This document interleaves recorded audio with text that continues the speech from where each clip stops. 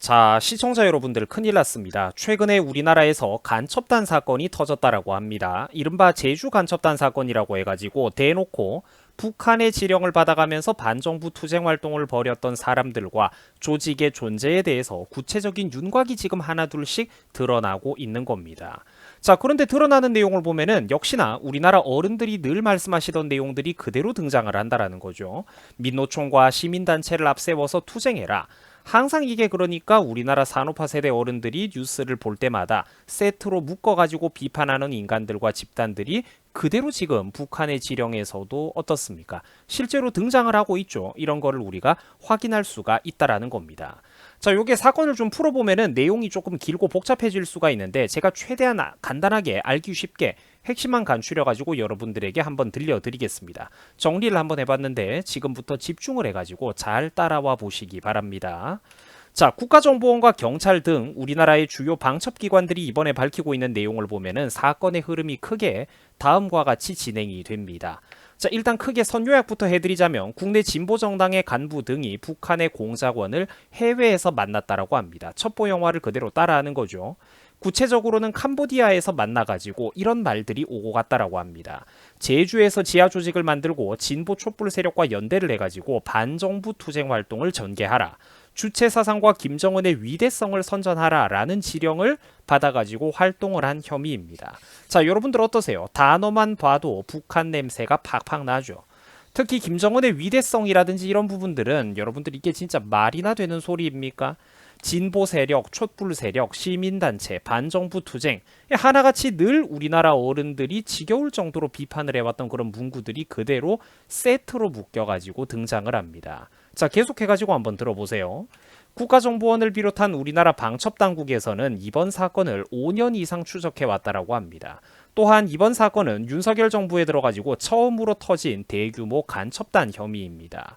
자, 국정원 등 방첩기관에서는 이번 지하 조직의 규모가 전국적으로 걸쳐 있기 때문에 이 정도 규모는 지난 1992년 조선노동당 중부지역당 사건 이후로 역대 최대 규모가 될 것으로 전망하고 있다라고 합니다. 그래서 수사를 방첩당국에서 확대 중이라고 하죠. 여러분들 이번에 진짜 정권 못 바꿨으면은 큰일 날 뻔했습니다. 나라. 지금 진짜 나라가 망하냐 마느냐 그 끄트머리에 서 있다라는 것이죠. 끄트머리에. 자, 시청자 여러분, 이번 사건은 분명히 실제로 존재하는 사건이죠. 우리 현실 속에 있는 사건입니다. 이게 가짜나 음모론이 아니라는 거예요. 국가정보원 등에서는 제주에서 활동이 포착된 이번 지하조직 사건과 관련을 해서 이미 지난해 11월 9일 제주 그리고 경남 창원 전북 전주 등등 깜짝 놀라는 분들도 많을 텐데 이 여러 지역에 걸쳐 가지고 압수수색을 진행한 바도 실제로 있었다라고 합니다. 국가보안법 위반 혐의 등에 대해서 수사 중이라고 하죠. 그리고 이번 이 지하조직 사건과 관련을 해가지고 지난해 12월 19일에도 추가로 압수수색이 실시된 적이 있었다라고 합니다. 이에 53세 A씨 등은 이제 국가보안법에 위반되는 그런 이적단체를 구성하고 가입한 혐의, 간첩 및 회합 통신을 한 혐의, 그리고 이들을 고무하거나 찬양한 혐의 등에 대해서 집중적으로 이제 수사가 들어가고 있다라고 합니다. 자, 그러니까 지난해 11월에도 압수수색이 있었고 12월에도 압수수색이 있었고 이미 이 사건에 관해 가지고 두 번이나 압수수색을 했다라는 거예요. 이 정권 안 바뀌었으면 여러분들 이런 게 불가능했겠죠. 진짜 한국 정치 살벌하게 보셔야 됩니다. 어떤 상식과 상식의 대결이 아니라 정말로 대한민국은 상식과 비상식의 대결입니다. 자, 그래가지고 이렇게 이제 집중적으로 수사가 들어가고 있는데 특히 문제가 되고 있는 A씨의 행적을 살펴보면은 참으로 가관입니다. 자, 몇 년 전인 2017년 7월 29일 당시 캄보디아 앙코르와트에서 북한 간첩 공작 기구인 조선노동당의 직속 문화교류국이라는 곳에 소속해 있는 공작원과 접선을 했다라고 합니다. 문화교류국입니다. 자, 이후 A씨는 사흘간 암호 프로그램 사용법 등 간첩 통신 교육을 집중적으로 받은 뒤에 암호 장비를 수령을 해서 귀국을 했습니다. 그 뒤에 아까도 제가 말씀드렸던 북한의 대표적인 간첩 공작 기구라고 말씀을 드렸죠. 북한 문화교류국이라는 곳과 수차례 이 인간이 대북통신 문건을 주고받았다라고 합니다. 자, 심지어 이들은 진보정당의 간부 B씨, 농민단체 간부 C씨 등 여러 사람들과 함께 지하 조직들을 실제로 결성을 했다라고 합니다. 지금 보고 계신 내용은 이번 제주 간첩단 사건 혐의에 있어서 압수영장에 나왔던 실제로 등장한 북한 지령문의 대표적인 내용들입니다. 제가 위에서부터 하나씩 한번 읽어드리도록 하겠습니다. 자, 2021년 10월이죠. 민노총의 무슨 본부 4.3 통일위 등을 발동을 해서 미국 첨단 무기 도입 반대와 같은 반미 투쟁을 높여야 된다. 6.15 무슨 본부 등을 총동원해가지고 취임을 앞두고 있는 윤땡땡과 미국의 강력한 압박 공세를 해야 된다라는데, 여기서 윤땡땡이라는 사람이 누구를 말하는 건지 사실 명확하게 보이죠. 계속해서 읽어드리겠습니다. 통일운동단체를 발동해가지고 미군 기지를 철폐하고 윤땡땡 놈을 규탄해라. 배격하는 사회적인 기운을 고조시켜라. 한창 우리나라에서 반정부 그거 여론 되게 심해질 때입니다. 여론조사 연이어 발표하면서 막 그렇게 밑도 끝도 없이 지지율이 떨어졌다라는 식으로 난리 쳐댈 때죠. 집권하고 불과 몇 달 안 됐을 때. 그리고 또 그 다음 이듬해를 한번 보세요. 전국의 이제 어떤 그런 노조 단체들을 8.15 등 계기에 반미 투쟁에 적극 참가시켜가지고 전투력을 높여라. 또 전국의 학교 비정규직 노조, 전국 건설 노조 무슨 지부, 전농 무슨 연맹 등을 내세워서 반보수 투쟁 단체를 재정비해야 된다. 이런 문구들이 등장을 합니다. 자, 보면은 알겠지만 늘 우리나라 어른들이 평소 귀에 못이 박히도록 잔소리하던 바로 그런 단체들과 집단들이 계속해서 등장을 합니다. 노동자, 농민, 약자, 서민의 탈을 뒤집어 쓰고 있고 이들을 내세우는 시민단체이지만 실제로는 그건 겉보기 가면이자 껍데기일 뿐 실제 하는 짓은 어떻습니까? 항상 민주당만 편들면서 갑자기 반미 구호를 외치고 미군 기지나 미국의 뛰어난 무기 도입을 반대하는 등 이런 행동들, 국익에 반하는 행동들이 수두룩하다라는 거예요. 자, 이런 혐의들로 인해 가지고 지금 수사받고 있는 A씨의 행적은 종합을 해보면 이렇듯 정말로 가관입니다. 지하조직 결성과 함께 2021년 9월부터 불과 얼마 전인 22년 10월까지 북한으로부터 5차례에 걸쳐 가지고 했던 짓들이 항상 이런 식이라는 겁니다. 한번 들어보세요. 민주노총 산하에 있는 4.3 통일위원회를 장악을 하고 반미 자주화 투쟁을 해야 된다. 주체사상 성군 정치 그리고 또 김정은 등 이런 위대성에 대해서 선전을 하고 교양 사업을 추진하라. 실제로 이 중에 일부 지령들은 이행했다라고 북한에 보고까지 올라갔었다라고 합니다. 여러분들 이게 진짜 기가 막힌 일 아닙니까?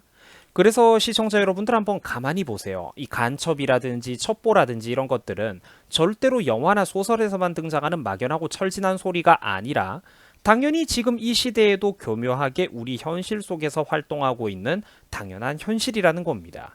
기업들끼리도 산업 스파이를 심고 경쟁 회사와 서버를 해킹하고 컴퓨터를 해킹해가면서 신제품 기술을 훔쳐가고 정보를 훔쳐가는 세상입니다. 하물며 국가 대 국가의 일이겠습니까? 정치와 군사 문제까지 개입되는 이쪽이 훨씬 더 지저분하고 깊이가 있어도 훨씬 더 깊고 음험하게 진행이 된다라는 거예요. 국제사회는 전세계 수백 개 방송 카메라가 동시에 지켜보고 있는 정정당당한 1대1 복싱 대회 같은 게 아닙니다. 이런 프로스포츠가 아니라는 거예요. 이걸 반드시 깨달아야 됩니다. 순진하고 어리석어 가지고 미디어가 조장하는 그런 이미지에만 양몰이를 당하고 사는 순간 한순간에 국민들은 뒤통수를 얻어맞는다라는 겁니다.